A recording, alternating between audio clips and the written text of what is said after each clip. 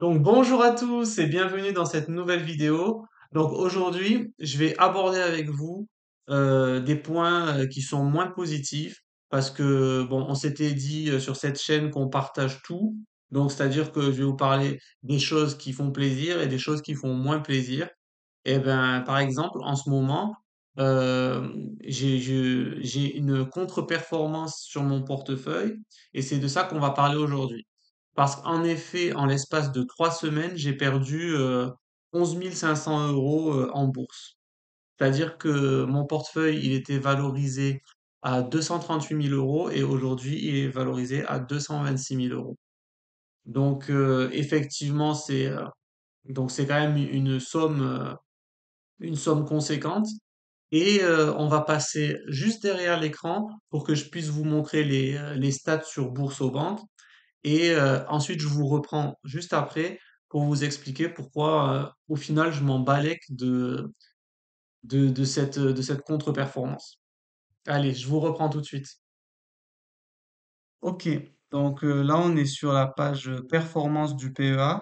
Donc, j'ai affiché la performance sur un mois. Donc, on voit qu'au plus haut, on était valorisé à 238 000 euros. Donc, ça, c'était le 14 mars. Et ben maintenant, c'est ben, un mois plus tard, enfin, 3 semaines plus tard, on se retrouve à ben, 226 440 euros de valorisation.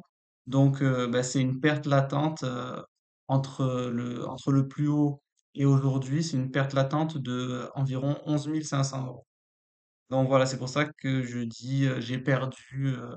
Enfin, c'est un titre un peu, voilà, mais en soi, c'est la réalité, hein. Donc voilà, ça c'était pour le côté, voilà, pour vous montrer exactement. Donc on voit bien que depuis 238 000, en 3 semaines, j'ai perdu plus de 10 000 euros. Et voilà, donc on va se retrouver derrière l'écran pour la suite de la vidéo. Donc voilà, comme vous avez pu le constater, je suis bien en perte actuellement de 11 500 euros sur 3 semaines. Mais franchement, je vous cache pas, j'en ai rien à faire. Franchement, pour moi, bah, je dors très bien la nuit. Écoutez, bah, j'ai perdu 11 500 euros en 3 semaines. Ça paraît fou quand on le dit, mais en fait, ça me fait rien. Genre, je suis ni chaud ni froid. Et maintenant, je vais vous expliquer pourquoi. Alors, à cela, il y a plusieurs raisons. La première raison, c'est que j'ai confiance dans les entreprises dans lesquelles je suis investi. J'ai confiance dans ces entreprises sur le long terme. Et c'est pas des entreprises que je vois faire faillite à moyen ou même à long terme.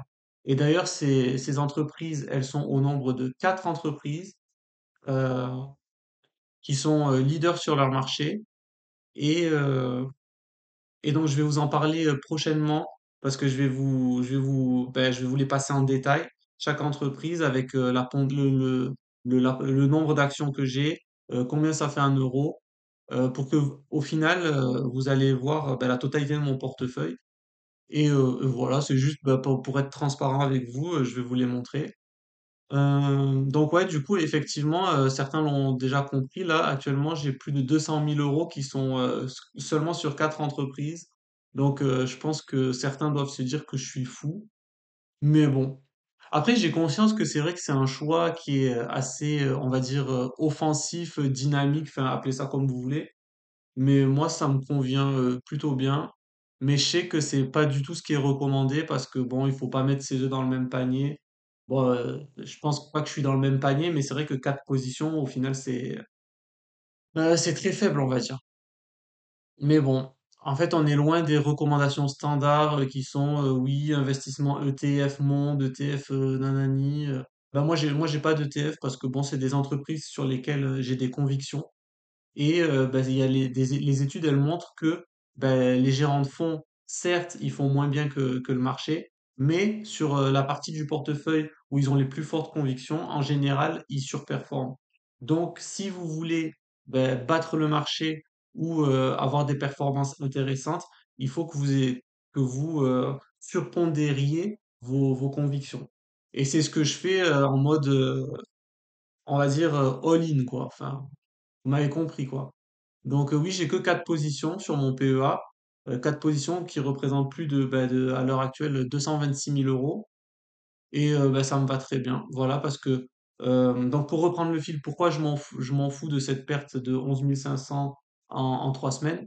Parce que déjà les 4 entreprises que je possède, bah, j'y crois, on va pas dire dur comme fer parce que au final, ça fait j'ai pas d'émotion envers elles, mais je veux dire, c'est des entreprises qui sont solides et leaders de leur marché, qui sont là, parfois même depuis plus d'un siècle.